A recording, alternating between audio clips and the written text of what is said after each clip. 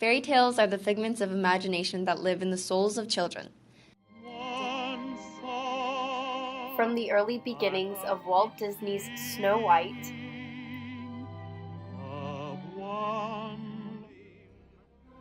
Sleeping Beauty, and Cinderella,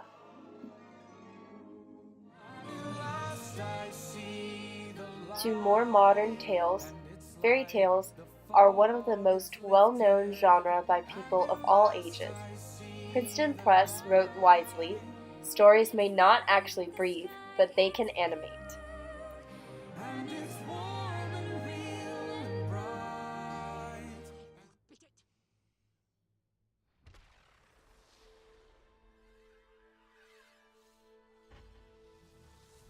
Recently, however, there have been new types of fairy tales, those that contradict the ordinary archetype of the damsel in distress and the prince charming to rescue her.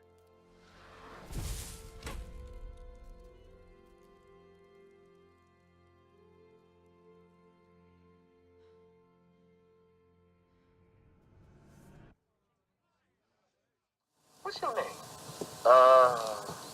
Shrek. Shrek?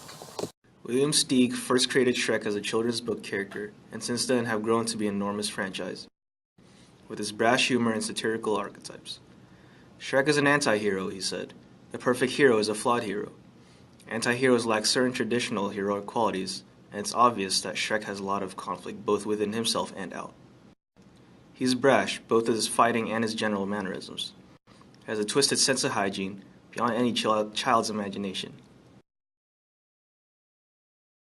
His lack of friends only embraces sarcasm and cruel jokes. You are mean to me.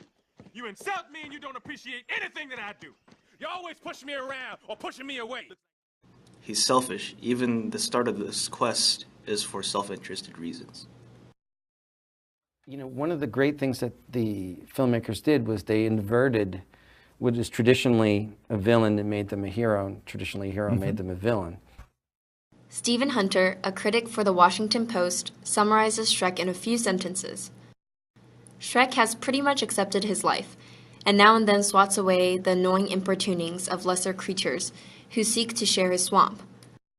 He knows and accepts that existence is hard and lonely. He just hasn't figured out the following: he's in a fairy tale, and he's the hero. Oh, Shrek, did you do that?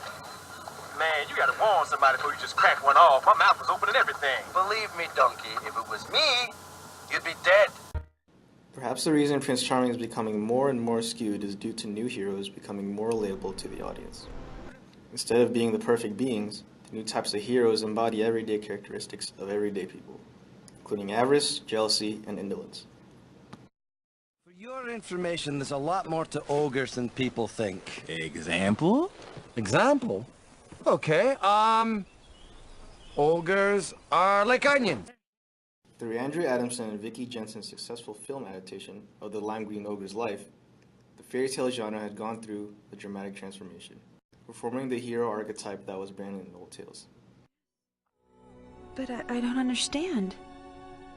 I'm supposed to be beautiful. But you are beautiful.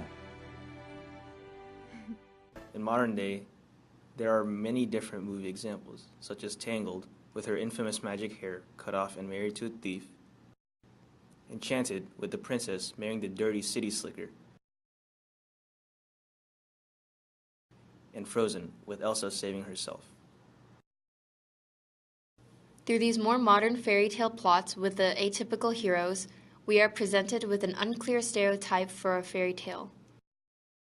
Does the prince really get the princess?